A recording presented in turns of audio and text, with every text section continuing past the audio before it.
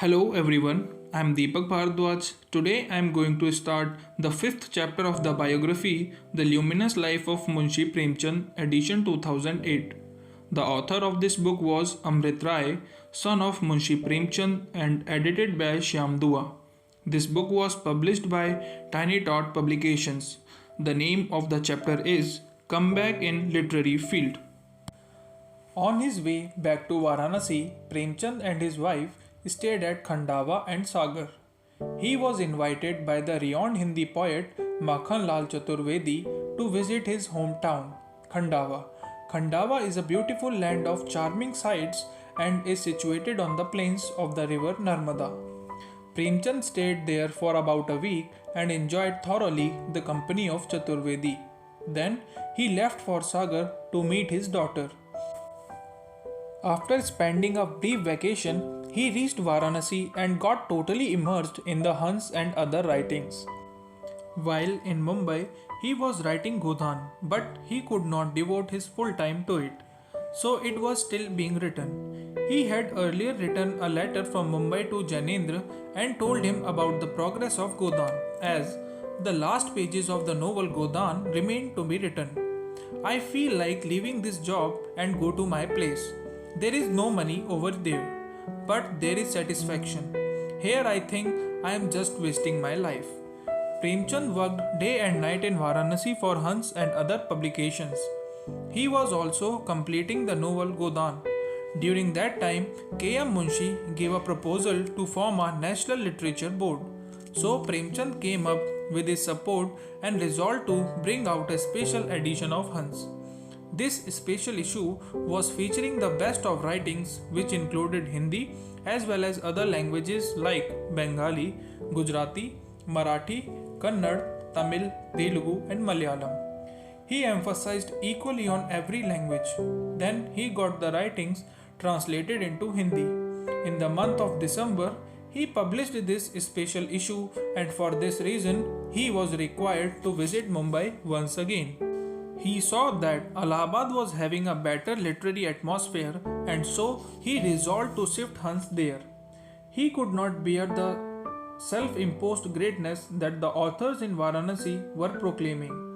He was very upset with such attitude. He had to give a lot of time to Hans, which he could devote to his creative writing. Then, as per the suggestion of Janendra and K.M. Munshi, he handed over the responsibility of this journal to Bharatiya Sahitya Parishad. He did so because he wanted to get freed of all the tensions and devote his invaluable time to literary writing. In October 1935, Hans was published by the Parishad and Premchand and K.M. Munshi were its co-editors. Now, Premchand was fully concentrating on the Hindu-Muslim unity. He was expressing his views and with utmost zeal and energy. He wanted to spread the importance of Hindustani language from whatever platform he found. He was having a realistic vision. He was very well aware about the fact that Sanskritized Hindi and Persianized Urdu were not accessible by the large masses of India. So he supported the use of Hindustani with Persian or Devanagari script. His proposals was having the full support of Mahatma Gandhi. The Hindustani Academy was striving to get it accepted and implemented everywhere in India. In January 1936, Premchand went to attend the National Convention of the Academy that held in Allahabad. The convention was led by the editor of Hindustan Review, Dr. Sachidanand Sinha, and several experts of Urdu and Hindi languages attended it. The experts including Maulvi Abdul Haq and Dr. Ganga Nath Jha. The convention had a political approach. According to the Hindi writers, the Congress wanted to make the Muslims happy through the Urdu-oriented use of Hindustani, while the Muslims were afraid that by doing away the Persian vocabulary, the academy would finally remove Urdu from the country. By this time, Premchand was considered as the greatest writer of the age. So, he was always invited to the conferences all over the country, and people waited eagerly to see and listen to his words. In February 1936, he went to Purnia to attend the Hindi Sahitya Sammelan Convention of Bihar province.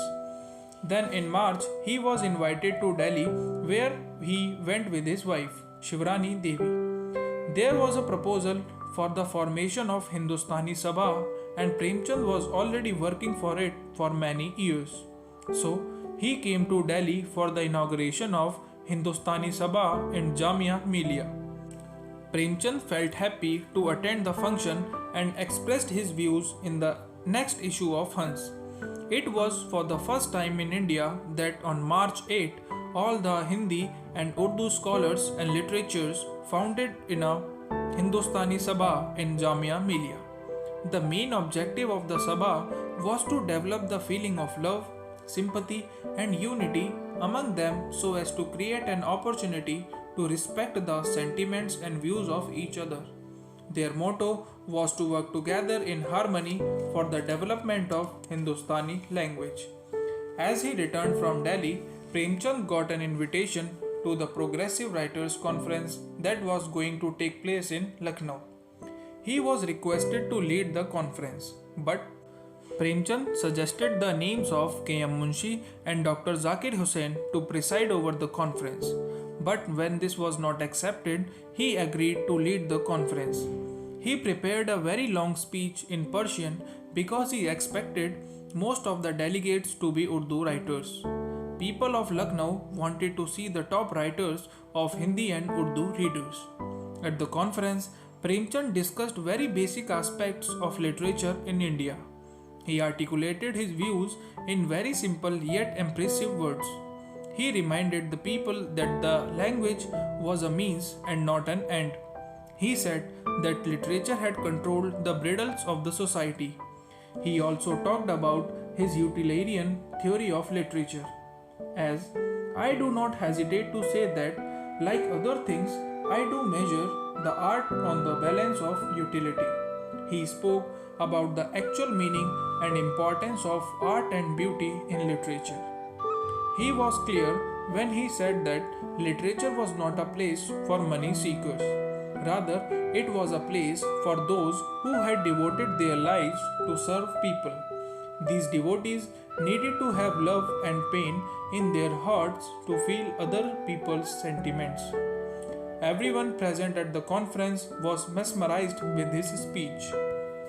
It was considered to be a historic speech that any author had given. The speech was published in Zamana.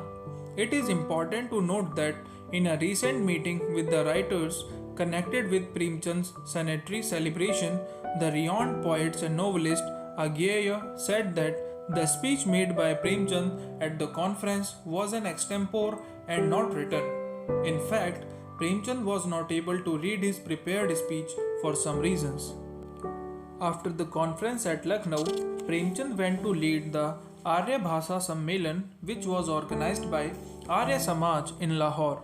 There he emphasized the features of Arya Samaj in wiping out the evils prevalent in the society. He said that the Arya Samaj had taught people about the Vedas, which were the rich treasures of our culture. He also spoke a great deal about the importance of education in one's life.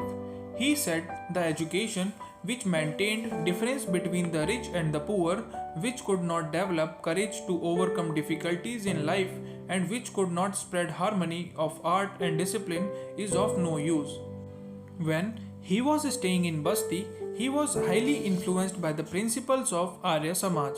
He also emphasized on the unity of Hindu-Muslim and requested people to eradicate the obstructions that hinder the development of these two languages.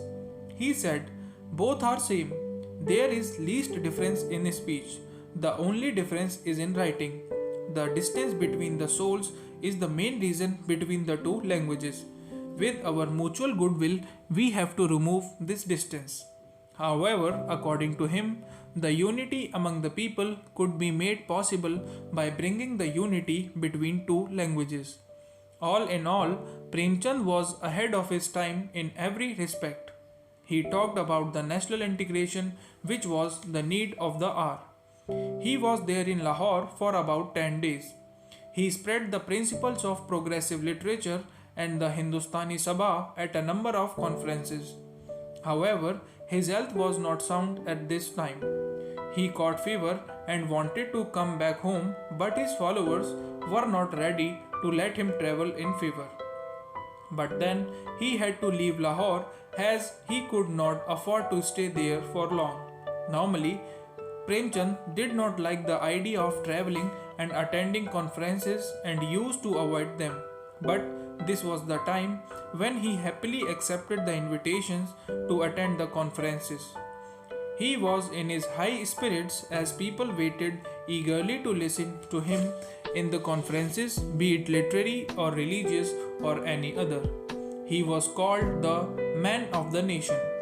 Despite of his illness and pressures of writings, he accepted invitations to attend the conferences all over the country.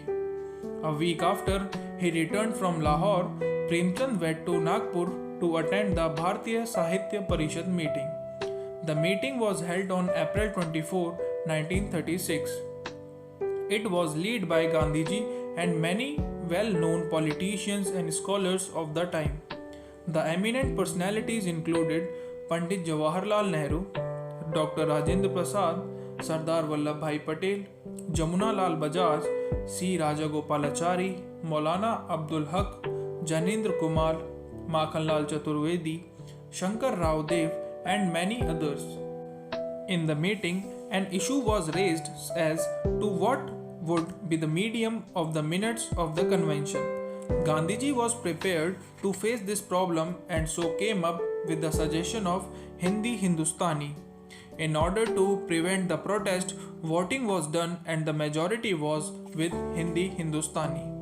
Premchand's Godan was released in June 1936. He published this novel in his own press. Then on June 22, he wrote a letter to Janendra. I am sending Godan today.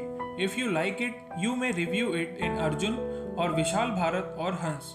Write to me if you have not liked it, and in that case, you need not to review it.